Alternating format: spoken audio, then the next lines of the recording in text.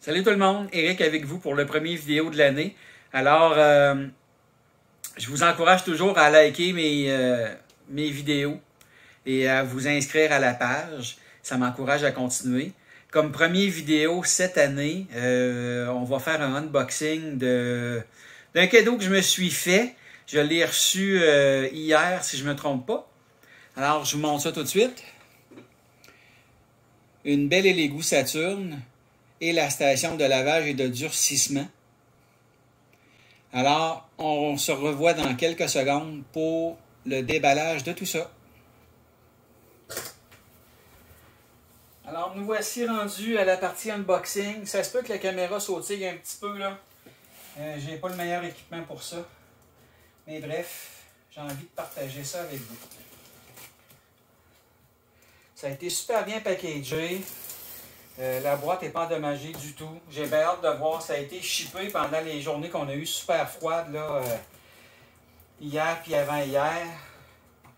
J'espère que les plastiques sont pas cassés. Hein. Alors, comme d'habitude, les Lego démontrent un emballage sans reproche. Ils sont vraiment sur la coche.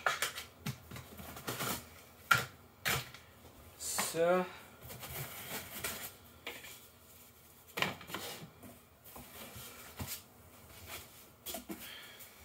Oh oh oh oh! La bête!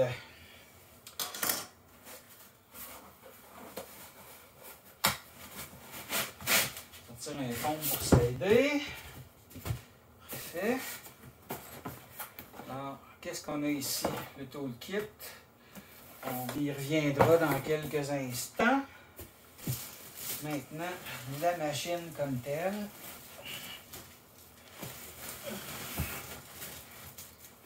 Les amis, c'est pas une Mars.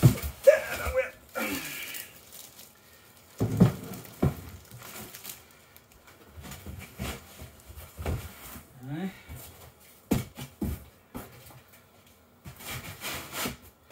Ce que je vais faire, c'est que je vais me débarrasser de l'emballage pour se faire de la place.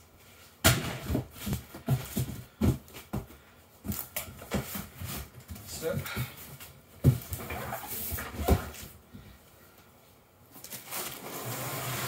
Et hop! Alors, commençons donc par le toolkit. Voir ce qu'il y a dans ça. Donc, on a des cutters plats, comme d'habitude.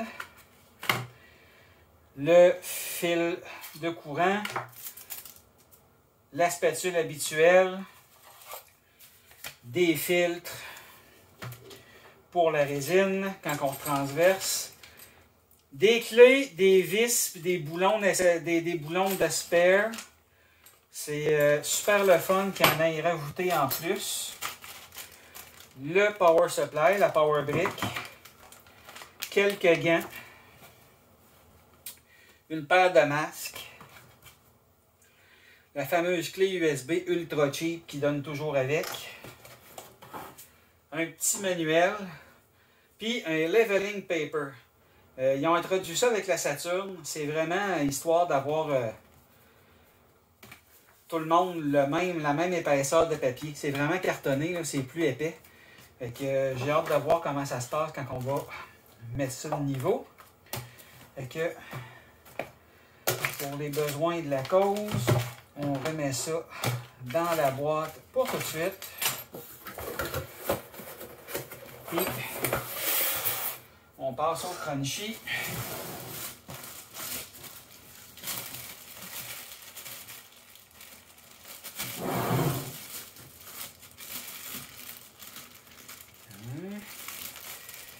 C'est vraiment bien emballé.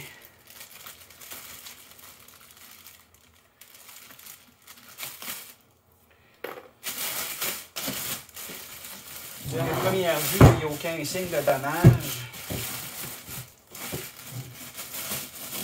C'est sûr que si je la bâche comme je viens de faire encore une couple de fois, je garantis rien.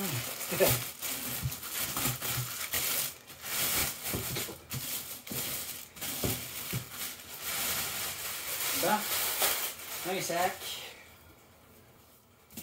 Puis, le bon vieux dôme rouge, je pense qu'il fait la marque de commerce de l'égout. Ah non, mais franchement, là, c'est super bien emballé. Hein?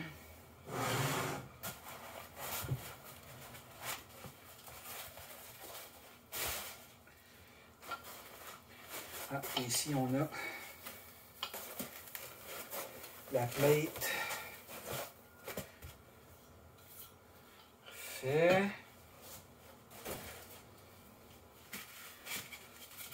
Un autre foam.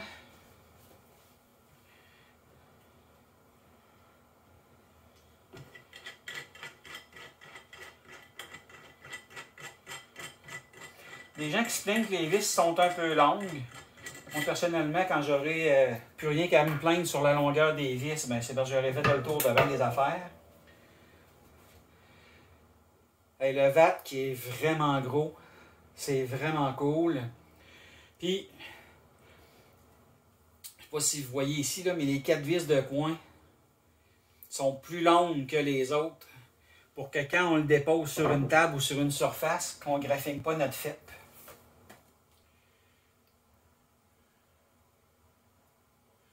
Parfait. Un petit avertissement. On va remettre les vis là-dessus. Il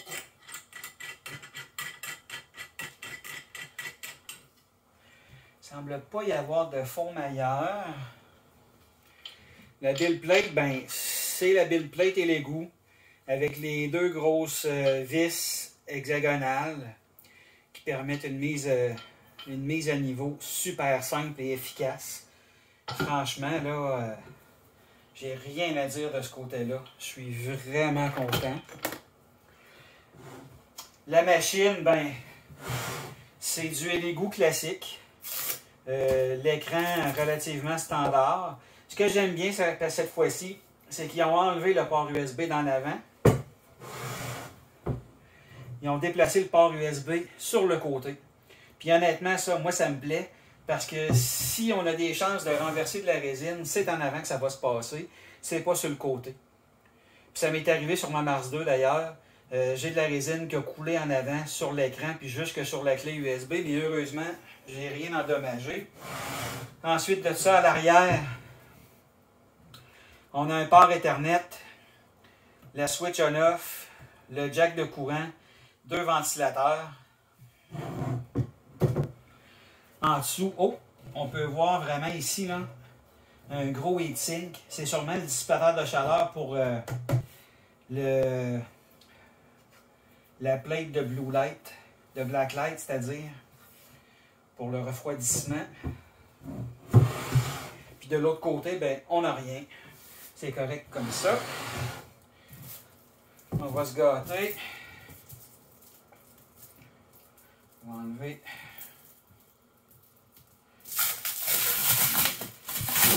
Toujours le fun de piler de plastique comme ça sur un objet neuf.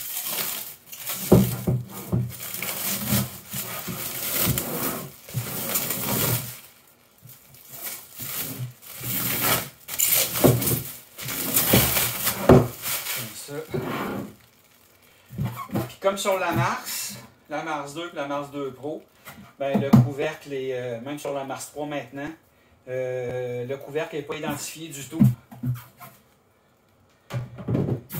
Puis il peut faire d'un côté comme de l'autre, c'est pas un problème. Donc, je vais ramasser ça. Je vais mettre ça ici à côté. Je vais tasser comme ça.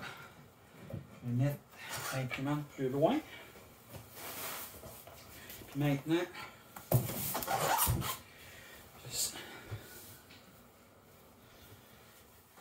parfait. Maintenant, ben, station de lavage et de durcissement secondaire. Voyons ce qui se cache dans la boîte. Je vous rappelle, les amis, je vous l'ai dit tantôt en début de vidéo, Mais il paraît qu'il faut répéter pour que ça rentre. Si vous aimez ce que je fais, même si vous aimez moins ça, likez mes vidéos s'il vous plaît, puis inscrivez-vous à la page. Moi, ça m'encourage, puis plus il va y avoir de gens, puis d'inscrits, puis d'abonnés, bien plus je vais avoir envie de faire du vidéo, puis d'investir sur de l'équipement pour vous en produire. Alors, vous m'encouragez. Alors, c'est malade, c'est vraiment bien packagé. Alors, qu'est-ce qu'on a ici? Un petit manuel d'instruction.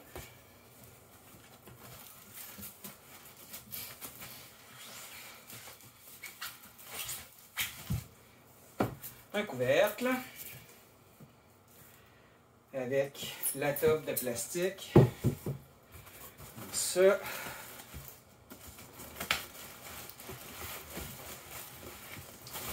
Pourquoi ça sort pas de là? Ah, parfait. C'est la molette. Alors, on va mettre ça ici. On va mettre ça là. Le manuel. On se débarrasse de la boîte. Alors, en fait, j'allais dire c'est étonnamment léger, mais quand on sait ce qu'il y a dedans, quand on comprend ce que ça fait et comment ça marche, ben c'est pas étonnant, là. À part un mini-circuit puis quelques ampoules, ben il n'y a aucune raison que ce soit plus pesant. Il n'y a rien là-dedans. Là. OK. Alors, je vois qu'on a de l'assemblage à faire. Ça, j'étais pas au courant. Le plateau est amovible.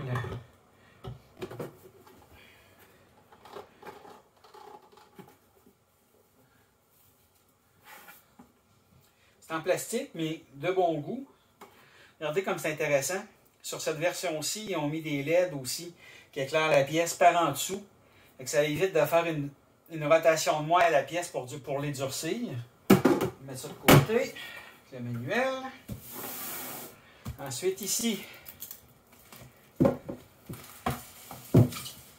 que ça, c'est la tube de rinçage.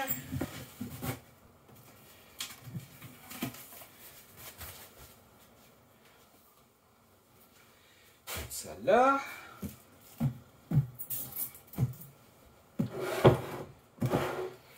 Qui est vraiment beaucoup plus grosse que la précédente, là. La Mars 2 Pro. En fait, la Mercury Plus. Ça, c'est la Mercury X. Je pense que c'était 3 litres ou 3 litres et demi. Puis là, on parle de quand même 7 litres d'alcool, d'eau ou de liquide, peu importe. Alors, voyons voir.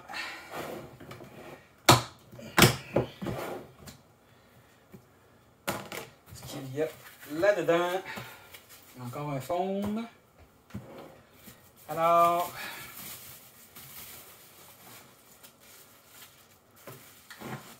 on va tout sortir, on va tout vider. Puis on regardera ça après. Comme ça.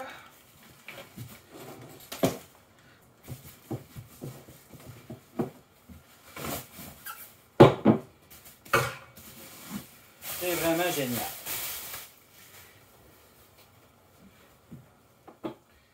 Wow!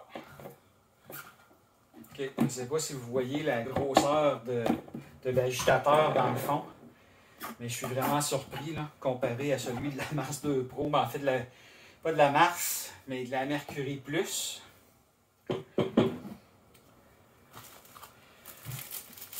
Ça, bien entendu, c'est la base pour le bac de lavage.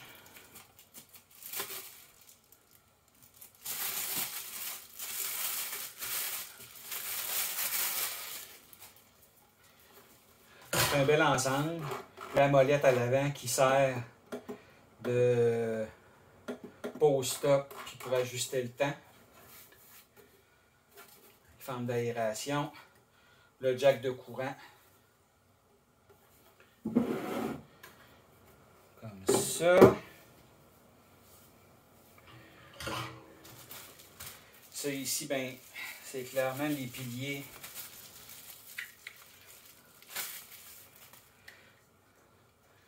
d'éclairage pour les côtés.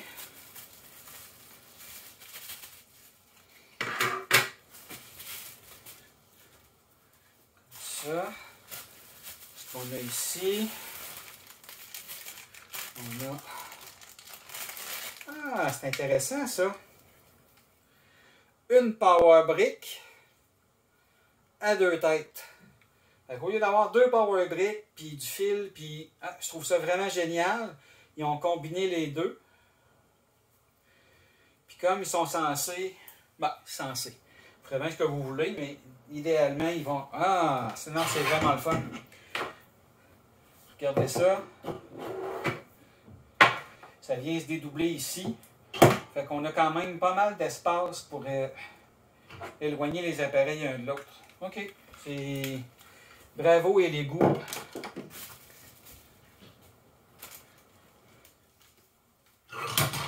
Ensuite de ça, on a une petite clé Allen avec un sac de vis qui, bien entendu, vont servir à venir fixer les bras de lumière. Ensuite de ça, si on revient au bac, ben, comme précédemment, on a un panier dans lequel on peut mettre nos pièces puis déposer. Le panier va vraiment reposer jusque dans le fond du bac. C'est vraiment intéressant. Puis ça, c'est l'autre partie que je trouve vraiment tripante aussi. C'est un support qui vient comme ça ici. On peut le mettre avec ou sans le panier. Là. Ça n'a pas d'importance. Je vais vous le montrer. Là.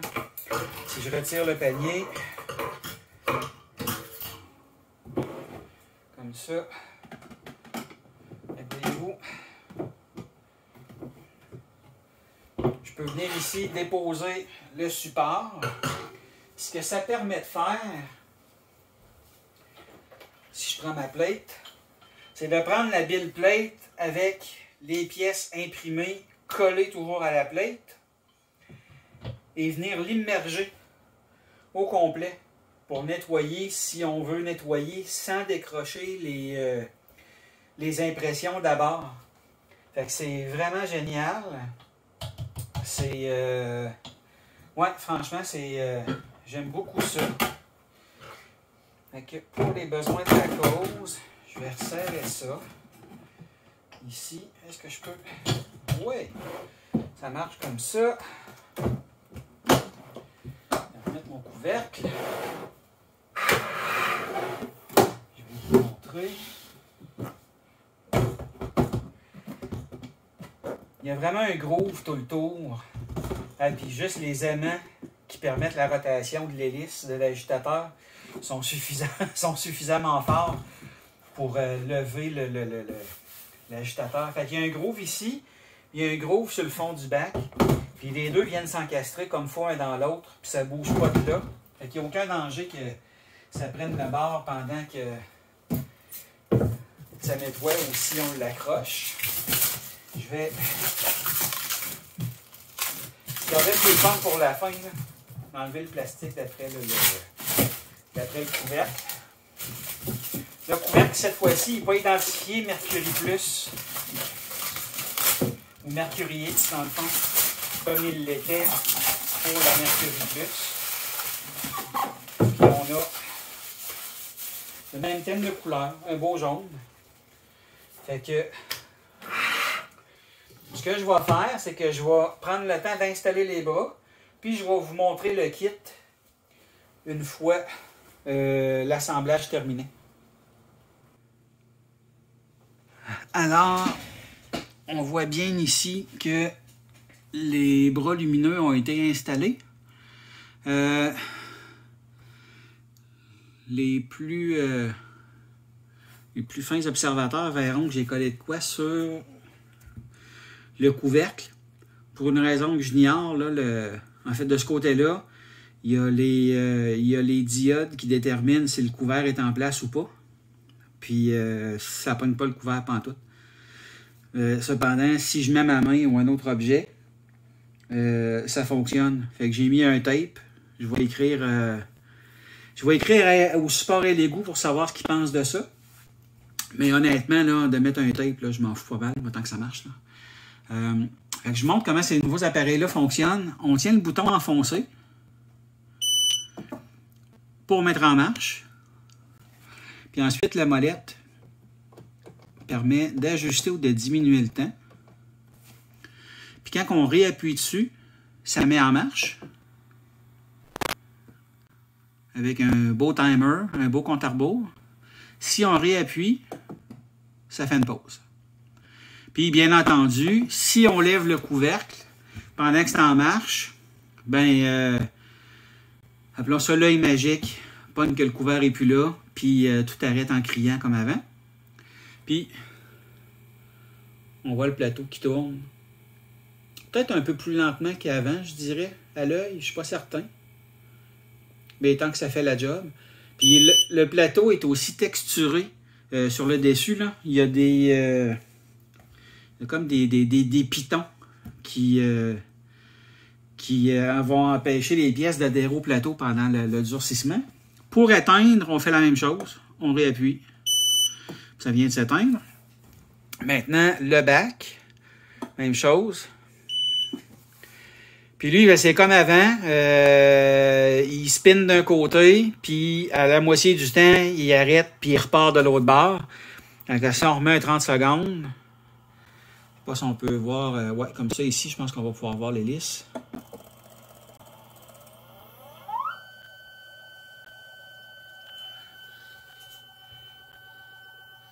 On voit pas le...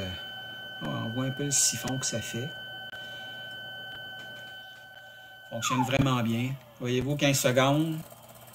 Puis on repart de l'autre côté.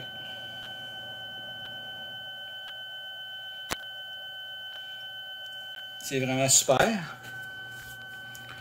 Puis la Saturne, que je vais approcher un peu. Je l'allume.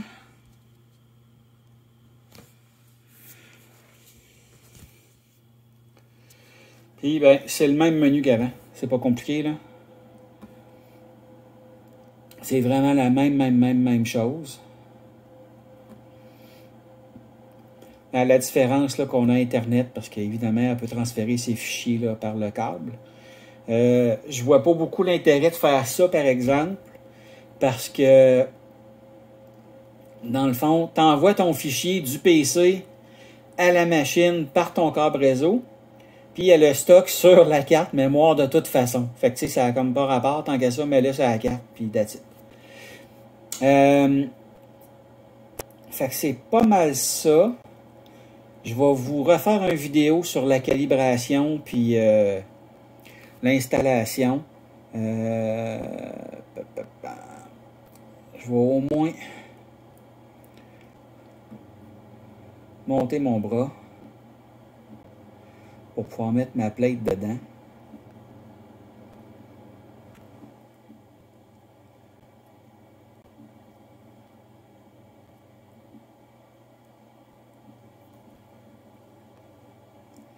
Est-ce que je suis encore capable d'enlever le couvercle à une main? Ça va être difficile.